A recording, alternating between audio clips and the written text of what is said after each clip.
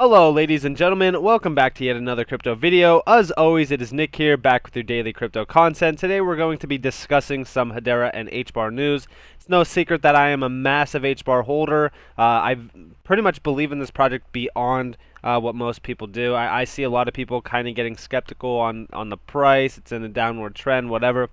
We're going to be talking about that later on today, really kind of going into things as, price action is ensuing, and we do have to talk about it.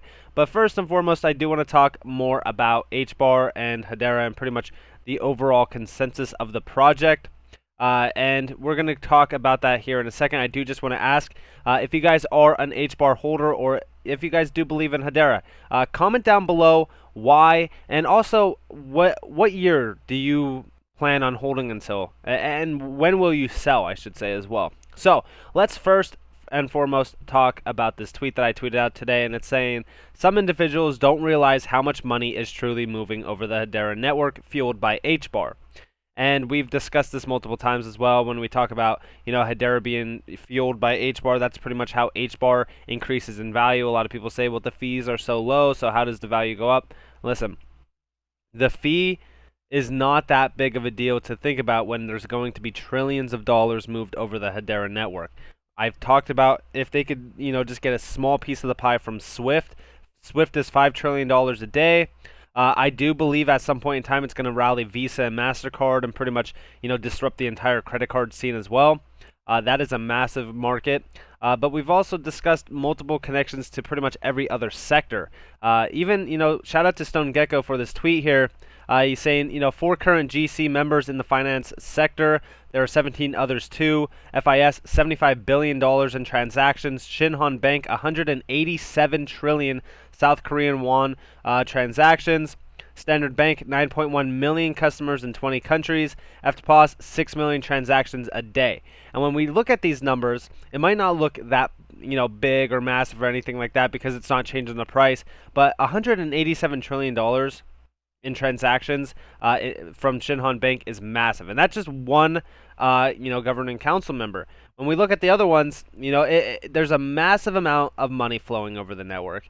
There's a massive amount of partnerships that are connecting everybody digitally around the world. When we looked at unbanked individuals or individuals that just don't have access to a bank or financial inclusion, if you will, that is a problem. And Hedera Hashgraph and CBDCs will solve that problem. And I do think that Hedera is growing. It's growing in popularity. A lot of people are pretty much, accumulating a lot more and more every single day.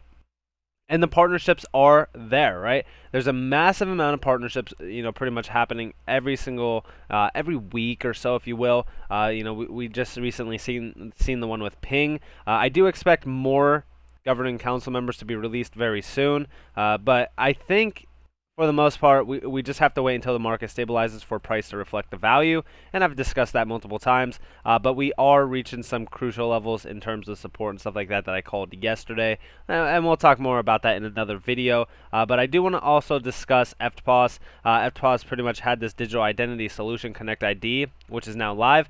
Now, a big key to all this, and the reason why this is I'm even talking about this, is because we even talked about something similar with Ping, right? And this is personal identity. This actually is the future of digital interactions. Now, why are these even a big deal? Why are these even something that's interesting? Because when we look at even CBDCs and personal finance, any transactions that are being made, the same way that you make a transaction over a debit card, or say for so you pay on like Amazon or something, it does have to identify who you are and who's using that card. And that is what we need also with CBDCs, as it is a big security aspect to take into accountability. But we also see here, 64% of new checking accounts were opened via mobile or web in 2020 compared to just 36% of in-person applications. The number of digital buyers from 2014 to 2021 jumped from 1.32 billion to 2.14 billion. An estimated 53.3 million Americans will use online dating services in 2024, up from 44.2 million in 2020. Now, the reason why this is a huge point to point out is personal data identity providers and stuff like that. Even here we see identity providers and service providers have to know each other and have some form of agreement, i.e. standards that allow the exchange of information. And this goes into CBDCs, personal finance, pretty much all everything. Anything that you look at, right? Anything that you're using is using your identity. It's using a personal identity. And that is why we talk about this, right? Because we even see here identity provider, service providers, and that is what Ping's really trying to do here is Ping identity. We also see personal identity. The benefits is lower risk of fraud, which we do know is a big pain point even now, right?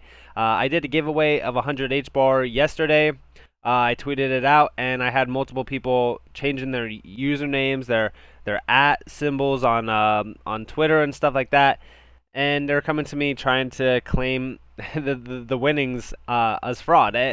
Fraud will always be a thing that exists, but this is going to really try to be a pain point that is going to be solved by Ping identity. We also see here digital wallets are a convenient, user-friendly method of storing and accessing personal information, and they simplify registration and other interactions by storing information on a device that is easily accessible, the user's smartphone.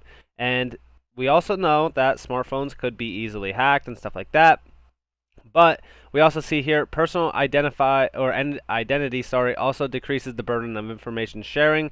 We've all seen the stats showing how the amount of data collected in normal course of business is increasing exponentially, and shifting the ownership of storing personal information from a business to the individual can help alleviate the burdens of meeting technical, regulatory, and compliance requirements of data storage. So they're going to really try to be a pain point solver in this. But we also see ShowCard, which ShowCard is a digital wallet for consumers who use it to securely store and share personal information about themselves. Again, this is really interesting because I think at some point in time, we're basically going to be able to go into a store and stuff like that and pretty much purchase anything with our phone. We don't need a wallet. We don't need a debit card. We don't need anything. You're going to be able to purchase it with Hbar, if you will, because we already talked about tokenization for everyone, and pretty much including everyone and anyone who has a smartphone or anything like that. Now, this kind of goes in depth on this. I'm not going to go too much into it, but we do see healthcare being a named provider here as well, which we talked about, in my past videos with Hedera having massive amounts of connections to healthcare companies.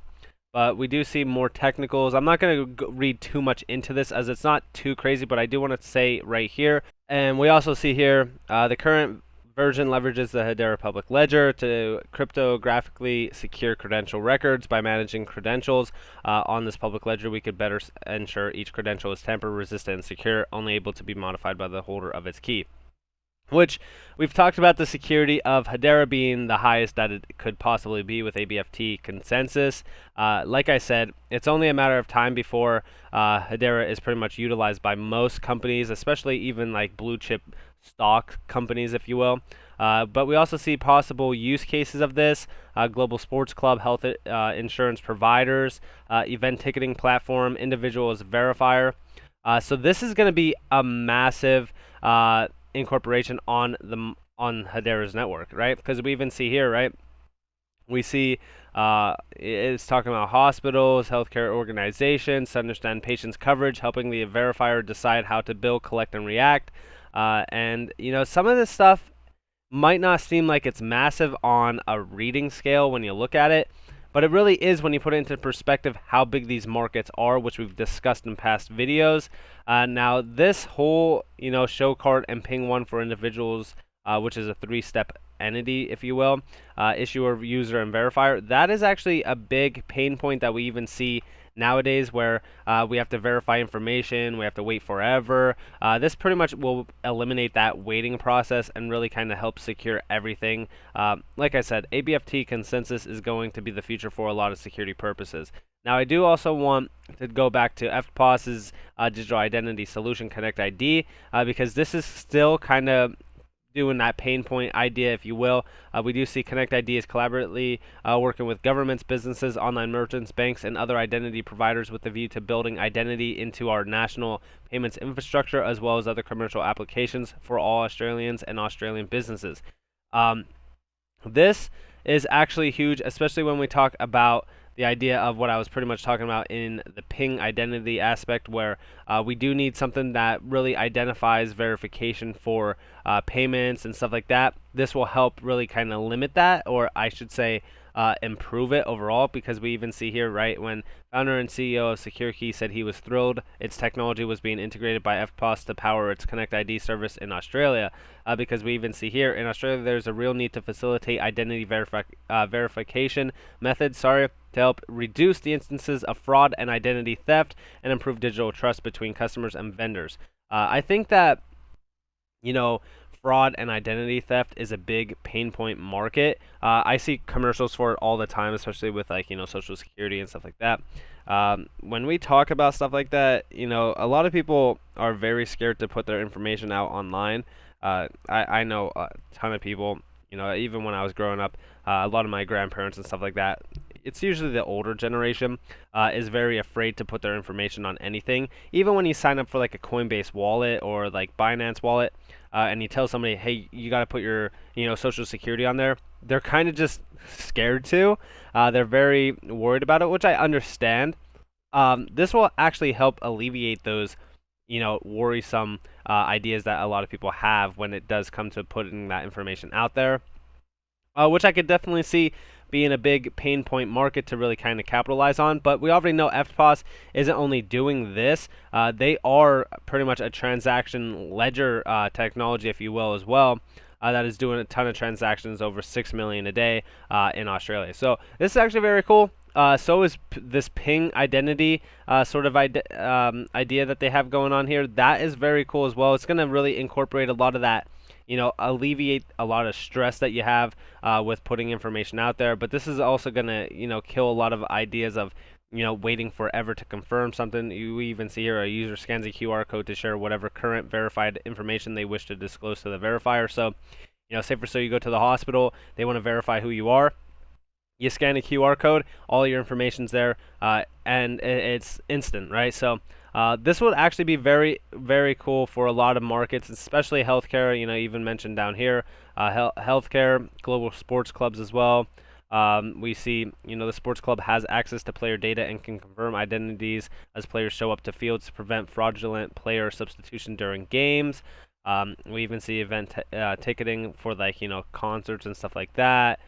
So this would actually be very cool to see. A lot of stuff runs on QR codes already, but to really alleviate some pain points with like healthcare and global sports clubs and stuff like that, I could definitely see that being a big market to capitalize on overall. But like I said, Hedera Hashgraph is bigger than what most people think. It is the future.